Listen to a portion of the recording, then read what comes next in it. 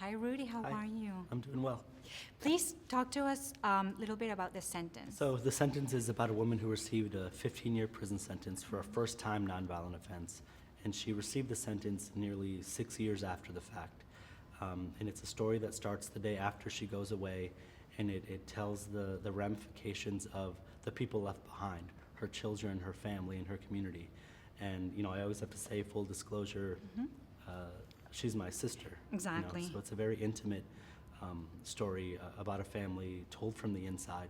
What was it important that we saw it? Yeah, I mean, I think it's important because it tells a whole other side of this criminal justice system that you don't get to see, the people left behind and the kids left behind, and what that does to the family.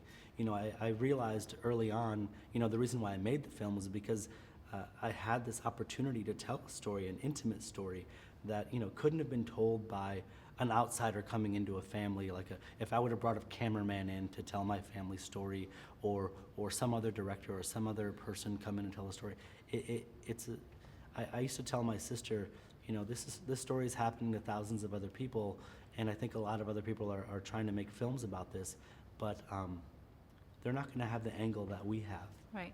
The fact that the camera is being held by the brother, by the son, by the uncle. You know, you're led in to this sort of.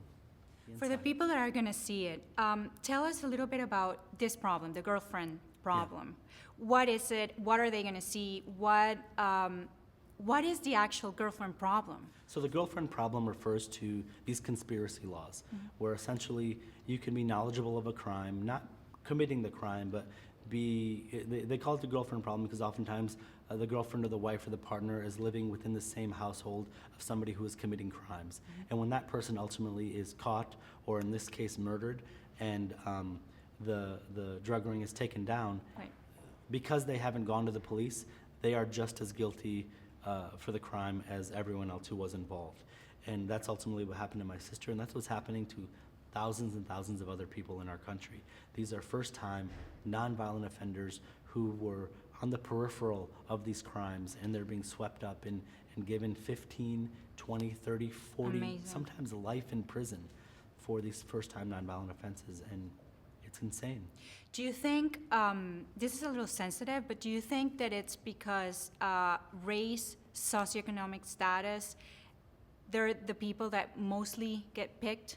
Yeah, I mean, I think race and socioeconomic status certainly play a big part in this. I also think politics and the prison industrial complex also play a big part in this.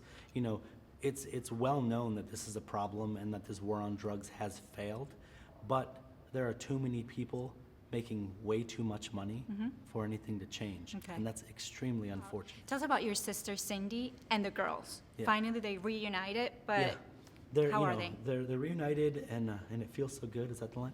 They're reunited, and they're doing well, and they, you know, they're trying to just not look back and create new memories and new traditions and be a family again.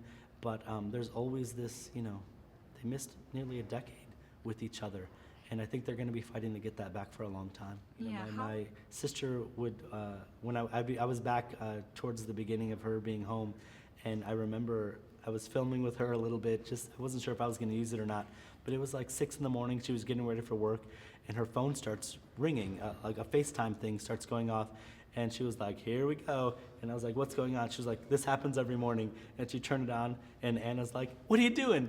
What's going on? And so they would cute. literally FaceTime.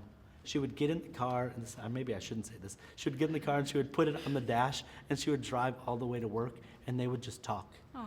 And she just wanted to see her, and Anna wanted to see her and wanted to, and then she'd say, I'm at work, and Anna would say, I'm getting on the bus to school, and they would say goodbye, but they want so, you know, it hasn't been lost on them yet how special it is that they're together, and I hope that continues. Invite everyone to see this documentary October 15th, please. Yes, please, everybody, October 15th, HBO Latino, see The Sentence.